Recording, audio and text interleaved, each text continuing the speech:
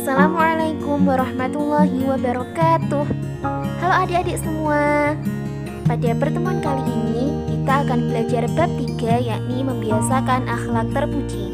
Nah, pada pertemuan kali ini kakak akan bahas mengenai ikhtiar dan tawakal. Nah, adik-adik, apakah kalian tahu apa itu ikhtiar? Ikhtiar secara bahasa berasal dari bahasa Arab, yaitu al-ikhtiaru yang artinya memilih. Adapun secara istilah, ikhtiar adalah usaha sungguh-sungguh seorang hamba untuk memperoleh apa yang dikehendakinya.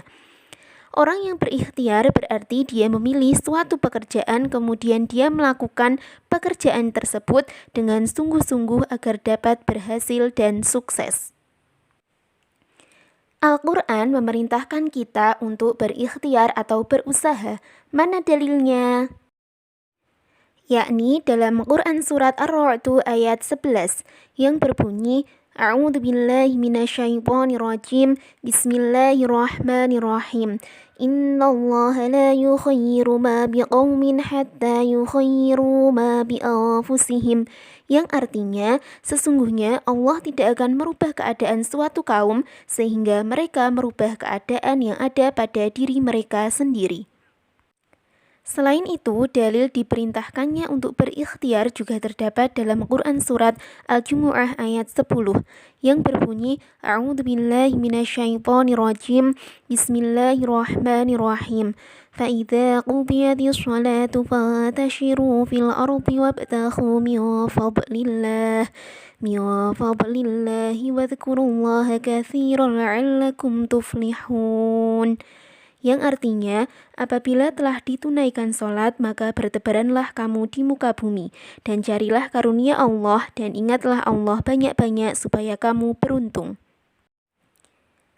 Adik-adik, kalian tahu nggak? Sebenarnya hampir setiap waktu, mulai dari bangun tidur sampai tidur lagi, manusia melakukan ikhtiar hidup. Nah, kira-kira apa saja ya bentuk-bentuk ikhtiar?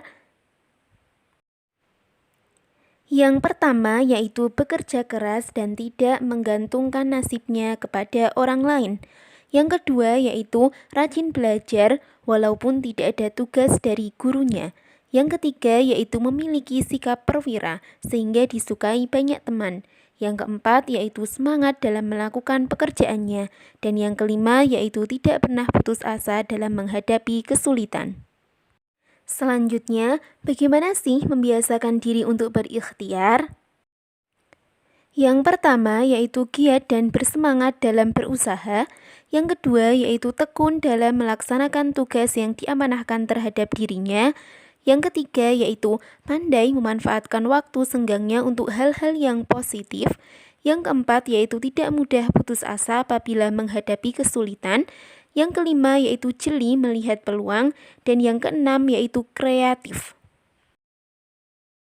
Selanjutnya, apa sih dampak positif berperilaku ikhtiar? Yang pertama yaitu menghilangkan rasa malas, murung, dan keluh kesah. Yang kedua yaitu menumbuhkan harapan baru dalam hidup. Karena semakin banyak berusaha, maka akan semakin memiliki banyak harapan. Yang ketiga yaitu adanya kepuasan batin. Yang keempat yaitu terhormat dalam pandangan Allah dan sesama manusia. Yang kelima yaitu menumbuhkan dan meningkatkan keimanan. Dan yang keenam yaitu memiliki keyakinan bahwa Allah pasti akan menolong hambanya yang mau berusaha. Selanjutnya kita akan belajar mengenai tawakal. Nah, ikhtiar dan tawakal itu merupakan satu kesatuan yang tidak dapat dipisahkan. Oleh karena itu, setelah belajar ikhtiar, kita akan belajar tawakal. Nah, apakah kalian tahu apa itu tawakal? Tawakal berasal dari kata wakala yang berarti menyerahkan, mempercayakan, dan mewakilkan urusan kita kepada orang lain. Dalam kaitan ini, penyerahan tersebut adalah kepada Allah Subhanahu wa Ta'ala.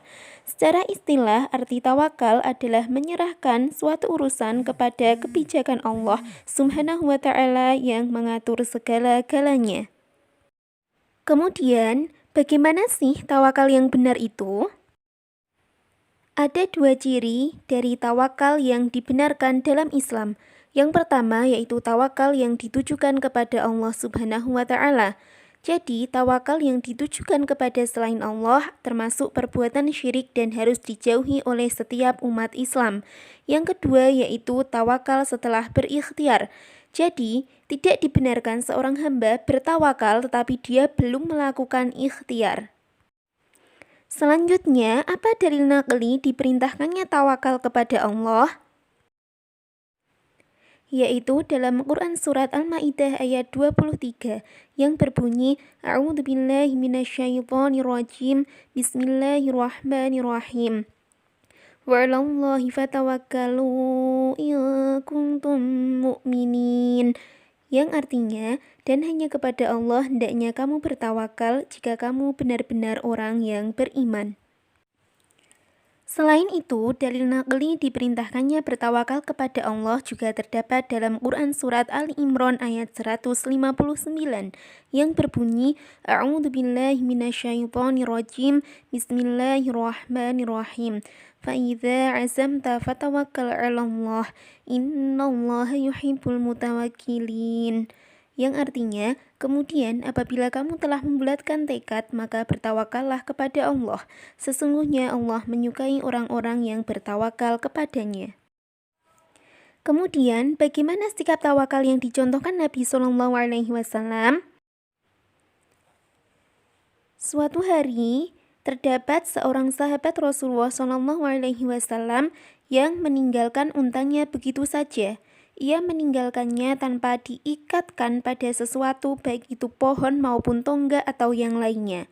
Kemudian Rasulullah SAW bertanya, "Mengapa tidak kau ikatkan?" Sahabat tersebut menjawab, "Saya sudah bertawakal kepada Allah." Rasulullah SAW tidak dapat menyetujui pemikiran dari sahabat tersebut. Kemudian beliau bersabda, "Ikatlah dulu lalu bertawakallah." Dari kisah tersebut, kita dapat mengambil pelajaran bahwasanya kita dilarang untuk bertawakal sebelum melakukan ikhtiar. Artinya, ikhtiar terlebih dahulu, baru setelah itu bertawakal kepada Allah. Kemudian, apa dampak positif dari membiasakan berperilaku tawakal? Yang pertama yaitu meningkatkan keyakinan dan keimanan kepada Allah Subhanahu wa Ta'ala. Yang kedua yaitu memperoleh ketenangan dan ketentraman jiwa. Yang ketiga yaitu mengurangi beban pikiran karena yakin manusia hanya berusaha dan Allah lah penentunya. Yang keempat yaitu mengurangi kejahatan dan tindak kriminal.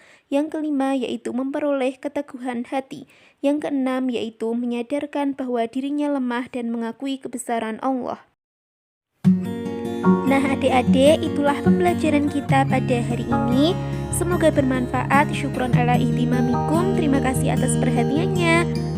Kakak akhiri, wabillahi taufiq wal hidayah wal afu minkum. Wassalamualaikum warahmatullahi wabarakatuh.